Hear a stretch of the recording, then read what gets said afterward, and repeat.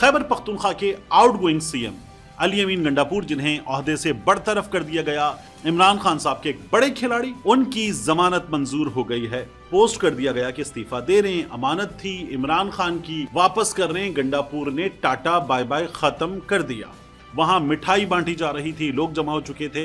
तो गंडापुर ने क्यों बुलाया है? ये चीफ सेक्रेटरी को, उसके अलावा आईजी को गंडापुर साहब क्या करना चाहते हैं? मुझे लगता है गंडापुर साहब ने अपना केस जानते बूझते खराब किया है कि ये जो मैंने 90 दिन की बड़क मार दी थी कि या तो हम नहीं या तुम नहीं, इमरान खान 90 दिन में रिहा होगा।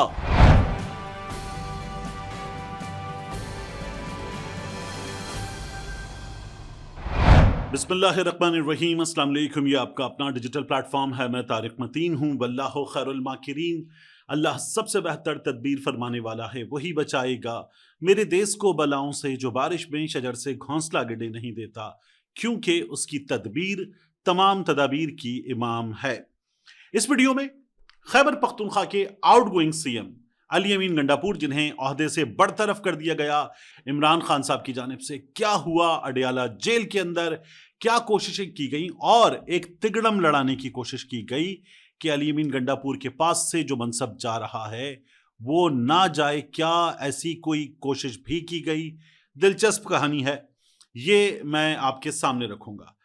जो जाने वाले सीएम है अली अमीन गंडापुर, जो आने वाले सीएम है सुहेल आफरीदी, क्या इनके अलावा भी कुछ और हो सकता है? क्या कुछ ऐसा हो सकता है कि ये दोनों ना हो, कोई तीसरी चीज हो जाए? क्या ऐसा कुछ हो सकता है? इस सिलसिले में क्या एफर्ट्स हो रही हैं, इस हवाले से भी मैं मालूमात आपके सामने रखूंगा। और इमरान खान साहब के एक बड़े खिलाड़ी, उनकी जमानत मंजूर हो गई है। ये बहुत अहम मामला है, इस बारे में भी बात करेंगे। दरखास्त आपसे, सब्सक्राइब कीजिए, लाइक कीजिए, घंटी का बटन दबाइए, कमेंट कीजिए, डू कमेंट। तो ये बहुत ज्यादा जरूरी होता है, ये it works like life blood. तो कमेंट जरूर कीजिए। अब बात करते हैं कि गंडापुर ने क्या किया है। सबसे पहले जो स्क्रीनशॉट आप देख रहे हैं, ये अली अमीन गंडापुर के फेसबुक पेज से डिलीटेड स्क्रीनशॉट है। ये यहां पर पोस्ट कर दिया गया कि इस्तीफा दे रहे हैं, अमानत थी इमरान खान की, वापस कर रहे हैं। गंडापुर ने टाटा बाय बाय खत्म कर दिया। उसके बाद क्या हुआ? उसके बाद ये स्क्रीनशॉट डिलीट कर दिया गया। जो अली अमीन गंडापुर हैं वो अपना इस्तीफा जेल से बाहर चेयरमैन बैरिस्टर गौहर को देंगे, गवर्नर खैबर पख्तूनख्वा को अपना इस्तीफा भिजवाएंगे। ये चीजें चल रही थी। इसके दरमियान बैरिस्टर गौहर से कहा गया कि खैबर पख्तूनख्वा हाउस आ जाइए। जाहिर है कि बैरिस्टर गौहर जो है वो एक मासूम पालाशा बच्चा है, लेकिन हैं तो जेल से बाहर पार्टी के चेयरमैन।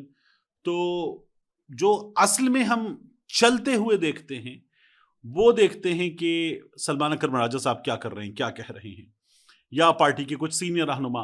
तो बैरिस्टर गौहर साहब जो हैं उनको कहा गया खैबर पख्तूनख्वा हाउस आ जाएं। गंडापुर साहब वहां पर थे। गंडापुर साहब ने खैबर पख्तूनख्वा हाउस में आईजी खैबर पख्तूनख्वा को और चीफ सेक्रेटरी खैबर पख्तूनख्वा को तलब कर लिया। और वहां तलब करके आउटगोइंग सीएम क्या कर रहे थे, ये बहुत इंपॉर्टेंट कहानी है, ये सामने आनी चाहिए। अब आप जा रहे हैं, आपके जाने का फैसला आपकी पार्टी का लीडर सुना चुका, तो अब आप इस्तीफा दें और चले जाएं। अब अगर आप इन तमाम बड़ों से मुलाकातें कर रहे हैं तो बहुत ज्यादा शुकुक व शुबहात पैदा होंगे कि आप क्या कर रहे हैं। एक जानिब ये सब कुछ चल रहा था, डिलीटेड पैगाम वो सोशल मीडिया पे वायरल होना शुरू हो गया। फिर गंडापुर की जो अपनी टीम है, जिसमें खालिद खान सुपारी हैं, सोशल मीडिया पर उनका केस लड़ते हैं, उन्होंने ऐलान कर दिया कि इमरान खान साहब के हुक्म के मुताबिक गंडापुर साहब इस्तीफा दे चुके। इस्तीफा है, ये तो कंफर्म हो गया। हमारे सामने वीडियोस आने लगी सुहेल आफरीदी के डेरे से, उनके हुजरे से। वहां मिठाई बांटी जा रही थी, लोग जमा हो चुके थे कि सुहेल आफरीदी वजीर आला खैबर पख्तूनख्वा बन रहे हैं। ये तमाम चीजें चल रही थी और इस दौरान खबर ये आई कि एस्टैब्लिशमेंट के कुछ किरदारों ने, जो खैबर पख्तूनख्वा में किरदार हैं, उनसे फौरी तौर पर राब्ता किया है। और उनसे राब्ता करके, अच्छा ये खबर एस्टैब्लिशमेंट के किरदारों की उनके सोर्सेज से नहीं आई, ये पाकिस्तान तहरीक इंसाफ के जो खैबर पख्तूनख्वा असेंबली में लोग हैं उनसे कनेक्टेड लोगों के जरिए खबरें आना शुरू हुई कि एस्टैब्लिशमेंट के किरदारों की जानिब से राब्ता किया गया है खैबर पख्तूनख्वा असेंबली में पाकिस्तान तहरीक इंसाफ के अरकान से, और उनसे राब्ता करके जो किरदार है वो अदा करने की बात की गई है। और 53 का नंबर है, 53 का नंबर है जो ऑपोजिशन के पास है। ऑपोजिशन ने कुल 23 सीटें जीती थी, जिनमें 22 सीटें बाकायदा तौर पर मशकूक थी। जो तैमूर झगड़ा हैं, कामरान बंगश हैं, ये मशकूक सीटें हैं और इनको हरवाया गया, ये अब हमें आहिस्ता आहिस्ता नजर आ रहा है। तो 23 सीटें भी मशकूक, उनमें से भी 2-3 सीटें इधर उधर करवाई गई। अब यहां पर मखसूस नशिस्तें दे दी गई इन लोगों को और इनका नंबर हो गया 53। अब जो नया वजीर आला है उसके लिए एस्टैब्लिशमेंट की जानिब से जो अपोजिशन के लोग हैं, नून के, पीपी के, फजलुर रहमान साहब की जमात के, इन लोगों से राब्ता किया गया और राब्ता करके पाकिस्तान तहरीक इंसाफ के लोगों से राब्ते के लिए बात की गई कि राब्ता कीजिए, बात कीजिए, लोग आ जाते हैं तो फिर हम देखते हैं कि हम क्या कर सकते हैं। 53 और 91 बहुत बड़ा फर्क है, लेकिन फिर भी कुछ किया जाए और पाकिस्तान तहरीक इंसाफ को खैबर पख्तूनख्वा असम्बली की क़यादत से, वहां की हुकूमत से बाहर कर दिया जाए। इस सिलसिले में राब्ते कोशिशें शुरू होने की इत्तलात, पाकिस्तान तहरीक इंसाफ के लोगों से राब्तों की इत्तलात, ये खबरें दरमियान में आने लगी। बहुत अजीबो गरीब सी सिचुएशन। यानी सुहेल आफरीदी जिन्हें अगला सीएम बनना है, उनके लिए it is not going to be an easy thing, ये पता चलने लगा। अब क्या होता है जब सुहेल आफरीदी वाज़े मेजॉरिटी है, 90 प्लस और 53 कोई मुकाबला ही नहीं है, लेकिन कुछ लोग इधर उधर हो जाएं, कुछ इधर उधर कर दिए जाएं और फिर उसके बाद ये नंबर गेम बिगड़े, कुछ हो भी सकता है। हमारे यहाँ तो बहुत कुछ होता है, हमने होते हुए देखा है। आप सुहेल आफरीदी के हवाले से कुछ लोग कह दें कि हैं तो हम पीटीआई के साथ, लेकिन नहीं, नो टू सुहेल आफरीदी, इस तरह की भी कोई चीज हो सकती है। या गंडापुर के साथ थे, गंडापुर के साथ हैं, तो गंडापुर के साथ तो कुछ नहीं होता खैबर पख्तूनख्वा में। जहां पीटीआई को वोट मिला, इमरान खान का वोट मिला, इमरान खान के साथ हैं तो हैं, ये वाली सिचुएशन है। अब इस सिचुएशन में ये तमाम राब्ते, ये तमाम कोशिशें, हमारे सामने खबरें आती रहीं और पता चलता रहा कि कुछ हो रहा है। सुहेल आफरीदी साहब जो हैं वो अभी तक की इत्तलात के मुताबिक सीएम बनने जा रहे हैं। तो गंडापुर ने क्यों बुलाया है ये चीफ सेक्रेटरी को, उसके अलावा आईजी को? गंडापुर साहब क्या करना चाहते हैं? इस्तीफा नहीं देना चाहते? तो ये तो नहीं हो सकता। इस्तीफा ना देने का मतलब है कि गंडापुर साहब की सियासत बिल्कुल ही खत्म, अभी भी खत्म। अली अमीन गंडापुर अगली बार इस खैबर पख्तूनख्वा में, अपने आबाई इलाके में, आज तक की, आगे जाकर गंडापुर साहब कैसे अपने सियासी कार्ड्स खेलते हैं ये डिपेंड करेगा, लेकिन आज तक की सियासत के मुताबिक जिस शख्स को इमरान खान ने रद्द कर दिया, जिस शख्स को अभी खैबर पख्तूनख्वा में होने वाले जलसे में जूते दिखाए गए, उसके खिलाफ नारे लगाए गए, वो रद्द हो चुका अवाम की जानिब से। तो वो शख्स अगली बार कितने वोट लेकर क्या कर पाएगा, बहुत मुश्किल सूरत हाल है। और अगर गंडापुर साहब कुछ और कर लें, फर्ज कीजिए कि इमरान खान के, और मैं ये समझता हूं कि गंडापुर साहब ऐसा नहीं करेंगे, लेकिन फर्ज कीजिए कि कर लें, तो गंडापुर साहब की सियासत तो बिल्कुल खत्म, उनके भाई की सियासत बिल्कुल खत्म। ये नहीं करेंगे गंडापुर साहब। गंडापुर साहब वही करेंगे जो इमरान खान साहब ने कहा है। तो फिर सुहेल आफरीदी सीएम बन जाएंगे, इस बात के बड़े ठीक ठाक वाजे, बहुत वाजे चांसेस हैं, लेकिन कुछ और करने की कोशिश हो रही है। गंडापुर क्यों गए हैं? गंडापुर ने एस्टैब्लिशमेंट की मानी। एस्टैब्लिशमेंट क्या कर रही थी? खैबर पख्तूनख्वा में एस्टैब्लिशमेंट फुल फ्लैज ऑपरेशन की तरफ जाना चाह रही थी, गई है। और मैं ये समझता हूं कि बाज़ इलाकों में तो जाना चाहिए, मैंने पहले भी आपसे कहा था। तो गंडापुर साहब जो है वो एस्टैब्लिशमेंट की बात मान रहे थे, एस्टैब्लिशमेंट से राहो रस्म रख रहे थे।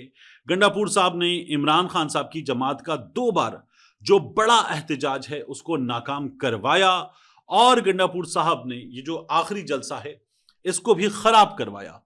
ये तमाम चीजें अगर आप देखें तो ये गंडापुर के जाने की जो वजूहात है उनमें शामिल है। इसके अलावा और रीजंस हो सकती हैं, कुछ रीजंस के बारे में मुमकिन है मुझे ना पता हो, लेकिन ये जो करप्शन की बातें लोग कर रहे थे, तो ये रीजन पाकिस्तान तहरीक इंसाफ ने नहीं बताई। सलमान अकरम राजा साहब ने कहा ये जो आज औरकजई वाला वाकया है ये भी वजह बना है। यानी इमरान खान साहब अब भी ये कह रहे हैं कि हम जो मरकज की पॉलिसीज हैं खैबर पख्तूनख्वा में, उन पॉलिसीज पर अमल दरामद कर रहे हैं, वो ताकत का इस्तेमाल कर रहे हैं, हम वो होने दे रहे हैं। तो इसका मतलब है कि इमरान खान साहब ये चाहते हैं कि नए वजीर आला खैबर पख्तूनख्वा विफाक की पॉलिसी से दूर रहें, खैबर पख्तूनख्वा में किसी भी तरह का ऑपरेशन ना हो, अपने सूबे के फैसले अपने लीडर के मुताबिक करें। इस्टेब्लिशमेंट और मरकज में मौजूद शहबाज शरीफ हुकूमत उनकी पॉलिसीज पे अमल दरामद ना करें। बहुत मुश्किल होगा, क्योंकि सूबे को मरकज के साथ मिलकर कई मामलात में मिलकर चलना होता है। कई जगहों पे इख्तिलाफ हो सकता है, लेकिन बहुत अहम मामलात हैं जिनमें मिलकर चलना होता है। तो क्या सुहेल आफरीदी ये कर पाएंगे? मेरा ख्याल है एक नौजवान लीडर जो अभी अंडर 40 है, वुड आई बिलीव इज के ही इज अंडर 40, वो कैसे करेगा? बहुत मुश्किल सिचुएशन है सुहेल आफरीदी के लिए। गंडापुर साहब 46 बरस की उम्र के गंडापुर, या 47 शायद हो चुकी है, यानी 47 अगर हुई तो बिल्कुल ताज़ा ताज़ा 47 से 46 बरस के गंडापुर, वो भी बहुत ज़्यादा चैलेंजेस का सामना कर रहे थे और इस्टेब्लिशमेंट के साथ मिलकर चलना है। तो वो बाकायदा तौर पर बता चुके थे कि मैं ज़ाती तौर पर उनसे बात करूँ, मैं उनके साथ चलता हूँ, वज़ीर आला हूँ, मुझे उनसे रब्ता रखना पड़ता है, उनके साथ काम करना पड़ता है।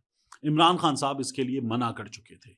आज अडियाला जेल में यह हुआ कि इमरान खान साहब को बैरिस्टर सैफ ने बार बार समझाने की कोशिश की कि ये ना करें, यानी गंडापुर उनके लिए नागुज़ीर है। इमरान खान साहब ने मना कर दिया और यही कोशिश जो है वो बार बार इत्तलात आ रही है कि सलमान अकरम राजा साहब ने भी की, बहुत जोर लगाया कि इमरान खान साहब ये फैसला ना करें, लेकिन ये फैसला कर दिया गया है।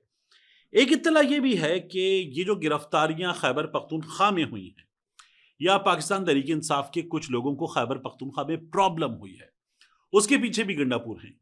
जो सरम जावेद हैं, उनकी गिरफ्तारी जो हो चुकी है, बाज लोगों का ये कहना है कि उसके पीछे भी गंडापुर हैं। और गंडापुर ने पार्टी को बददिल भी बहुत बुरी तरह से कर दिया था, जो कहा था कि खैबर पख्तूनख्वा में 22 लोग हैं जो एस्टैब्लिशमेंट को हलफ देकर बैठे हुए हैं, और पार्टी कह रही थी बता दो वरना अगला इलेक्शन आएगा, कोई बड़ा मार्का होगा तो वो 22 लोग क्या करेंगे, पार्टी से बेवफाई करेंगे।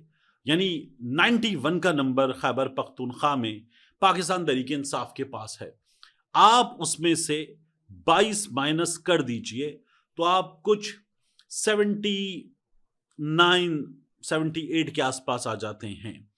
फिर आप जो 53 का नंबर है उसमें 22 ऐड कर दीजिए तो आप 73 पे आ जाते हैं। जरा सा गेम ऊपर नीचे हो तो फिर ये पाकिस्तान तहरीक इंसाफ के लिए बुरी सिचुएशन है। जुनैद अकबर खान साहब कह रहे थे उन 22 के नाम बताओ पार्टी को, अलीमीन गंडापुर उन 22 लोगों के नाम बताओ। तो गंडापुर साहब ने पार्टी को भी बड़ी हद तक बददिल कर दिया था। जो अलीमा खान साहिबा के बारे में किया, जाहिर है कि इमरान खान साहब की बहन है, उनके लिए बहुत काबिल एहतराम है, उनके लाखों करोड़ों चाहने वाले उनके लिए बहुत काबिल एहतराम है। गंडापुर साहब अपना केस बुरी तरह से खराब कर चुके थे। और मेरा एक और मानना है, बहुत दिलचस्प है, मुझे लगता है गंडापुर साहब ने अपना केस जानते बूझते खराब किया है कि ये जो मैंने 90 दिन की बढ़क मार दी थी कि या तो हम नहीं या तुम नहीं, इमरान खान 90 दिन में रिहा होगा, तो वो बढ़क 12 अक्टूबर आ रही है, उस तारीख को 90 दिन पूरे हो जाएंगे। तो गंडापुर साहब उससे पहले चले गए हैं और अब गंडापुर साहब बच जाएंगे उस 90 दिन वाले मामले से कि मैं तो चला गया, वरना मैं तो इमरान खान को रिहा करा ही लेता। तो इमरान खान साहब इन 90 दिनों में तो रिहा नहीं हुए हैं और गंडापुर साहब की भी कुछ वजूहात हैं। सुहेल आफरीदी के लिए बहुत बड़ा चैलेंज है मरकज़ की पॉलिसीज से ख़ुद को दूर करना, खैबर पख्तूनख्वा में गवर्नेंस को बेहतर करना। खैबर पख्तूनख्वा में लोगों ने वोट दिया है इमरान खान की रिहाई के लिए, उन लोगों को सीधा सीधा मुनज़्ज़म करना। और सुहेल आफरीदी ने एक ऐलान किया कि हम 24 नवंबर को फिर इस्लामाबाद आ सकते हैं। तो क्या इस्लामाबाद दोबारा आने का फैसला होगा, लॉन्ग मार्च का फैसला होगा, और अब की बार जो वज़ीर आला होगा वो इस्टेब्लिशमेंट के कहे पर नहीं चलेगा। तो क्या कुछ ऐसा होने जा रहा है?